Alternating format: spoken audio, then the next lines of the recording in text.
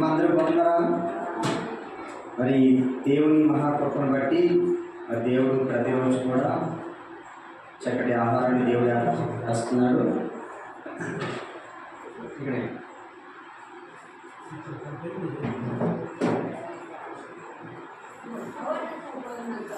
ఈరోజు ఎంతమంది అయితే వచ్చారో కూర్చోండి.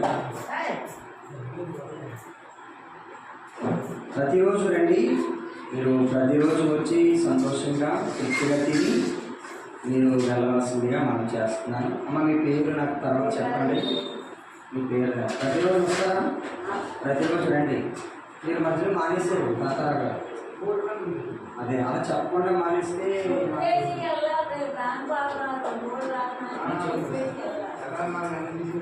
అమ్మ మరి దేవుడు ఎంతో గొప్ప దేవుడు, ఆయన ఎంతో మంచి దేవుడు. ఆయన అందరినీ ప్రేమించే దేవుడు. ఆయన మనుషులైతే అందరినీ ప్రేమిస్తారు ఏంటి, మనము మన బంధువుల్ని ప్రేమిస్తాం, మన కుటుంబ సభ్యుల్ని మనం ప్రేమిస్తాం, మనకు నచ్చిన వారిని మనం ప్రేమిస్తాం. కానీ దేవుడు అందరినీ ప్రేమించే దేవుడు. ఆయనకు ఏ భేదము లేదు. ఎవరి చిన్నోళ్ళని పెద్దోళ్ళని బీదవారని ధనవంతులని ఈ కులమని ఆ కులమని ఏ భేదము లేకుండా అందరినీ ప్రేమించే దేవుడు. మరి అంత గొప్ప దేవుడిని మనం కలిగి ఉన్నాము. మరి మానవులందరూ ప్రజలందరూ కూడా మరి పాపం చేసి మరి భయంకరమైన శిక్షకు పాత్రులైపోయారు. అయితే దేవుడు ఏంటి మన పాపాన్ని తొలగించడానికి ఏంటి ఈ లోకానికి దిగి వచ్చాడు. ఆయన మానవులందరి కొరకు తన ప్రాణం పెట్టాడు, ఆయన రక్తం చిందించాడు, మన పాపాలన్నీ కడగబడ్డాయి. కాబట్టి మరి అటువంటి గొప్ప త్యాగం లోకంలో మన కోసం ఎవరు చేయరు. మరి యేసుక్రీస్తు ఆ త్యాగాన్ని మనందరి కోసం చేశారు. కాబట్టి ఆయన మనం ఎంతగా ప్రేమిస్తున్నాడో ఆయన త్యాగం అర్థమవుతుంది. మనము కూడా ఇతరుల్ని అలాగే మనం ప్రేమించాలి అండి. కాబట్టి ఇతరులు మనం ప్రేమిస్తూ దేవుని ఎక్కువగా మీరు స్తుతిస్తూ ఉండండి. మీకు పెట్టిన ఆహారాన్ని తృప్తిగా తినండి, సంతోషంగా తినండి. మా కోసం ప్రార్థన చేయండి. అమ్మ మా కోసం ప్రార్థన చేస్తున్నారా? లక్ష్మమ్మ గారు చేస్తారు మా కోసం ప్రార్థన. అమ్మ మీరు కూడా మనకు బాగుండాలని ప్రార్థన చేయండి. దేవుడిని మీకు ఇంకా చాలా మీకు పట్ల కానీ ఇంకా చాలా మీకు ఇస్తాం. అమ్మ దేవునికి వందనాలు. మీ అందరికీ వందనాలు.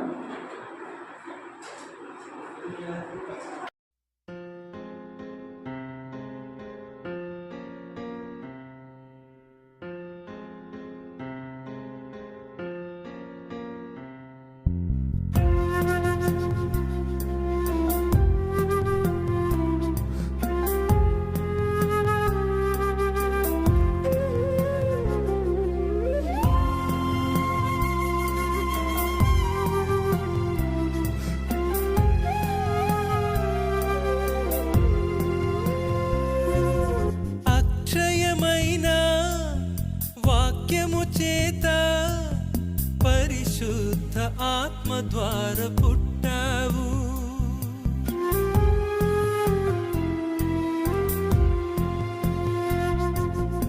అక్షయమైన వాక్యము చేత పరిశుద్ధ ఆత్మ ద్వారా పుట్టావు.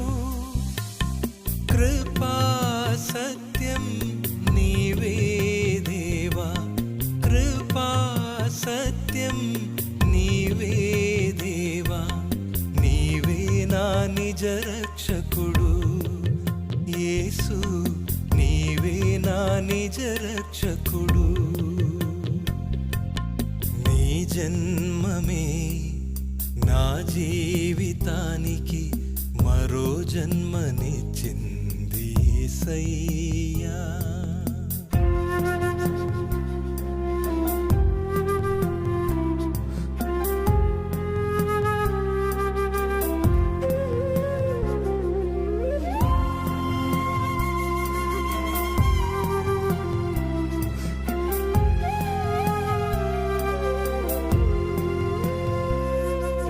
సమాధాన ప్రభువుగా లోకానికి వచ్చి ప్రార్థన చేసుకుందాం. మరి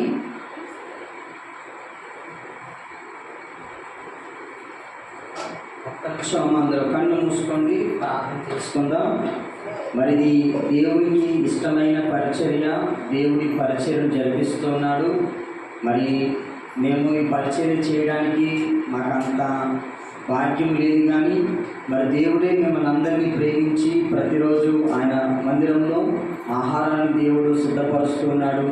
దేవుడు సెలవిస్తూ ఉన్నాడు, ఆకాశ పక్షులను చూడండి, అవి విత్తవు కొయ్యవు, మీరు వాటికంటే శ్రేష్ఠులు కారా, వాటిని పోషించిన మీ పరలోకపు తండ్రి మిమ్మల్ని పోషించడానికి. మరి నిజమే ప్రియారా, ఆకాశ పక్షుల కంటే శ్రేష్టమైన వారము మనమందరం కూడా. మరి కాబట్టి దేవుడు మనందరినీ ప్రేమిస్తూ ఉన్నాడు. దేవుడు మనం ప్రేమించి సిద్ధపరిచిన ఆహారం కొరకు అందరూ ప్రార్థన చేద్దాం. స్తోత్రము దేవా, స్తోత్రం స్తోత్రం స్తోత్రం. మహాగణుడా, మహోన్నతుడా, సర్వోన్నతుడా, సర్వాధికారైన దేవా, నీకు వందనాలు నాయనా, స్తోత్రాలు చెల్లిస్తూ ఉన్నాను ప్రభువా. దేవా, ఉదయ కాల సమయంలోనైనా తండ్రి ప్రభువా, ఇదిగోనైనా తండ్రి ప్రేమించి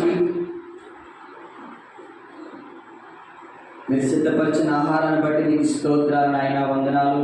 ఊరు వచ్చిన బిడ్డలను మీరు దీవించండి, ఆశీర్వదించండి. ఆహారం తింటూ ఉండగా వారికి మంచి ఆరోగ్యాలు దయచేయండి. ఇక్కడ చిన్న బిడ్డలు ఎంతో చక్కగా పరిచర్య చేశారు నాయన, చిన్న బిడ్డలు మీరు జ్ఞాపకం చేసుకోండి. దేవా, ఈ రోజునైనా మరి దైవజనులు ప్రకాష్ గారు అయ్యా ఇదిగో మరి ప్రార్థన చేయమని కోరారు. ఇదిగోనైనా తండ్రి వారు రిలేషన్స్లోనైనా ఒక బర్త్డే సందర్భంగా ప్రార్థన చేయమన్నారు. నేను వారి కొరకు నేను ప్రార్థన చేస్తూ ఉన్నాను ప్రభా. అయ్యా ఇదిగో వారికి మంచి ఆరోగ్యం, బలములు, శక్తిని దయచేయండి. ఇదిగో ప్రకాష్ అన్నయ్య గారిని జ్ఞాపకం చేసుకోండి. అన్నయ్య గారికి ఇచ్చిన కుటుంబాన్ని బిడ్డలు పరిచర్యకు దీవించమని ప్రార్థన చేస్తూ ఉన్నాను. దేవానికి వందనాలు. ఇదిగో ఈ పరిచర్య ఇంకా మీరు ఆశీర్వదించమని, సహాయం దయచేయమని, కృప చూపించమని యేసు పరిశుద్ధ నామమున ఈ ప్రార్థన మనం అడిగి వేడుకుంటున్నాను తండ్రి. ఆమేన్, ఆమేన్. అందరికి వందనాలు. తినండి, తృప్తిగా తినండి, కంగారు పడవద్దు, నెమ్మదిగా తినండి. మీకు మంచినీళ్ళు మీ దగ్గర ఉన్నాయి, ఎవరు కంగారుగా తినవద్దు.